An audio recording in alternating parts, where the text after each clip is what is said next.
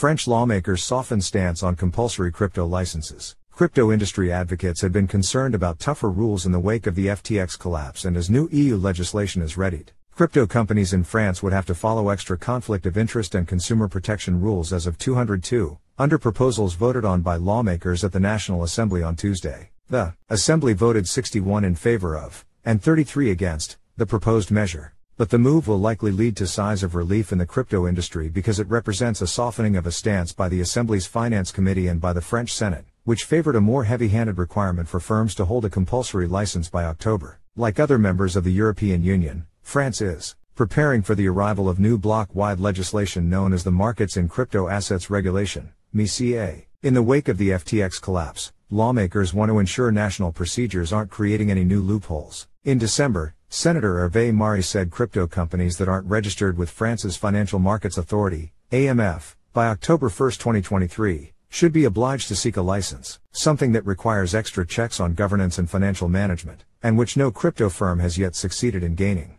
Marie was worried companies might otherwise seek to register in France, without seeking a license, as a way of avoiding MiCA rules for a further 18 months, given grandfathering rules set out in EU law, and were supported by the AMF. But the industry said the Senate's plan was harmful and unworkable. Under the plans agreed by the National Assembly on Tuesday, crypto companies applying to be registered after January 2024 would face extra rules to manage conflicts of interest, separate client assets and publish their fees. That represents a halfway measure between registration and full licensing that prepares the ground for MiCA's arrival, its author Daniel Labaronne said.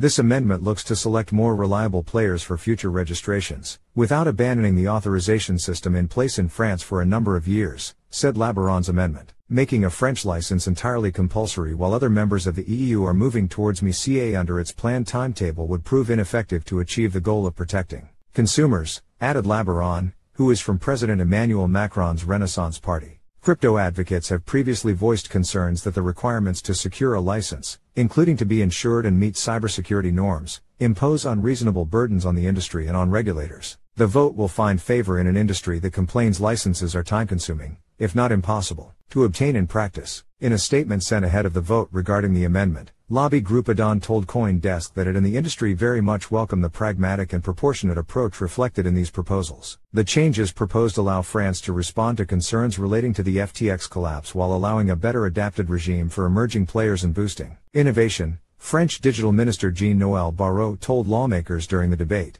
MiCA, set to come into effect around the beginning of 2025, would allow an extra 18-month grace period for companies already registered in France before they have to comply with strictures on governance and reserve management.